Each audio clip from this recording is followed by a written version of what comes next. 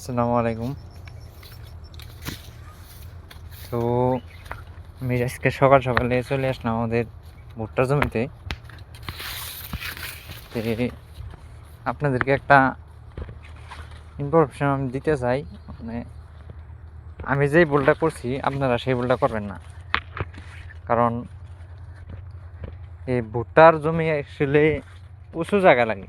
মানে নিচু জমিগুলো ভুট্টা বললে এই যে এরকম হয়ে যায়। তার মানে যদি ভুট্টার জমিতে মানে জায়গা জায়গা যদি পানি জমা হয়ে যায়, তাহলে দেখেন এভাবে গাছগুলো মরে যায়।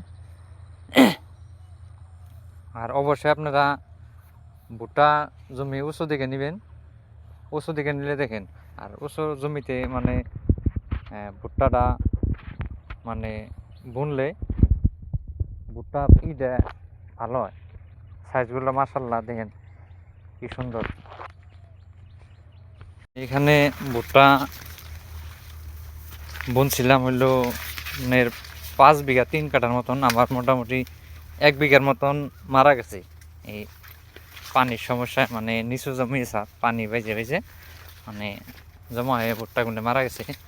আর সবচাইতে আমার ভুট্টাটা এই জায়গায় ভালো হয়েছিল, কিন্তু এই জায়গায় ঝড় বৃষ্টি আসার কারণে বাতাসে মানে গাছগুলো যখন মানে শুয়ে পড়ছে, তখন দেখেন এইদিকে কী অবস্থা করছে।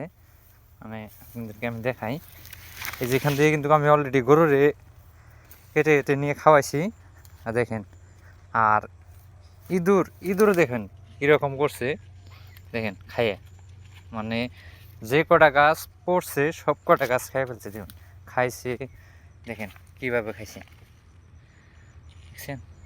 মানে ওরা প্রচুর পরিমাণে খায় আর খাইছে। এই জায়গায় দিয়ে গর্ত করছে, প্রচুর পরিমাণে খায়। তার মানে বস্তুটা মিষ্টি লাগে, তো সেই জন্য ওরা প্রচুর পরিমাণে খায়। দেখুন কত জায়গা আমার এখানে সবচেয়ে ভুট্টাটা ভালো হয়েছিল। মানে দেখেন কীভাবে খাইছে, দেখেন খাইছে, এখান দিয়ে গর্ত করছে। আর ওইখান দিয়ে কিন্তু আমি কেটে কেটে গরুরে খাওয়াইছি। দেখেন প্রত্যেকটা যে কেটা মানে শুয়ে আছে সব কেটা একবারে খাই ফেলছে।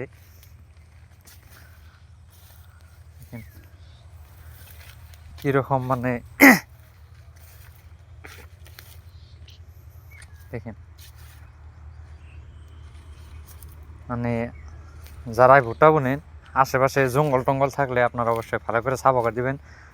আর দেখবে, আর যদি গাছটা শুয়ে পড়ে আপনারা কোনো দিনও মানে সিধা করে দিবেন না। সিধা করে দিলে সেই গাছটা আর হবে না, মানে মরে যায়। এইখানে আমি ভাবছিলাম যে শুয়ে থেকো, কিন্তু শুয়ে থাকা অবস্থায় ইঁদুরে খাইয়ে শেষ করে দিছে, একবারে বাজে অবস্থা করে ফেলছে। আপনাদের আমি দেখাই, আমি আরও মানে 1 বিঘার মতো গরুরে কাইটে খাওয়াইছি। চলেন না আমি দেখাই। সবচাইতে নিচু জমি আমার এটা ছিল। তার মানে এই ভুট্টাটা যেদিন আমি বুনছি এটা সেই একই দিনই বুনছি। দেখেন এই জায়গাতে মানে হয় নাই, মানে এই জায়গাটায় পানি জমা হয়ে গেছিলো। দেখেন আমি এই দিক থেকে গরুরে কাইটে খাইছি, কিন্তু এদিকে হয়েছে, কিন্তু মানে এগুলা ফলন হবে না। দেখেন যদি লইছে এগুলা ফলন হবে না, কারণ আমি সেই জন্য এই দিক দিয়ে আমি কাইটে কেটে গরুরে খাওয়াইছি।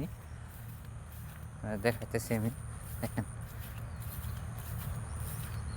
আপনারা অবশ্যই ভুট্টা বুনলে উঁচু জমিতে বুনবেন, কারণ নিচু জমিতে বুনলে আমার মতন হবে। দেখেন এদিক দিয়ে পুরাটাই ফাঁকা, আমি কাইটা কাইটা গরুরে খাওয়াই ফেলছি। কিন্তু ওই ভুট্টাটা যে দেখতে পাচ্ছেন, ওইটাও যেই দিনে আমি লাগাইছি এটাও সেই একই দিনে লাগাইছিলাম, কিন্তু পানি জমে যাওয়ার কারণে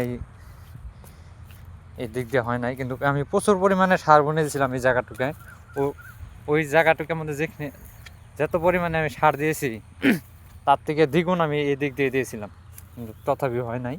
মানে পানি জমে যাওয়ার কারণে সবগুলি মারা গেছে। এখন আমি এদিকে গরুরে কেটে কেটে সব খাওয়াইছি। মোটামুটি আমি 5 বিঘা 3 কাঠার মতন রোপণ করছিলাম। ওখান থেকে আমার টোটাল 1.5 বিঘার মতন মানে নষ্ট হয়েছে।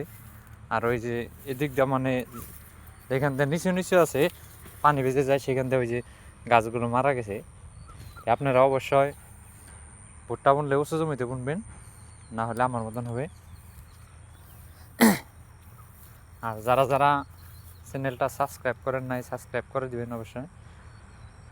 আজকের মতো এই পর্যন্তই। খুদা হাফেজ।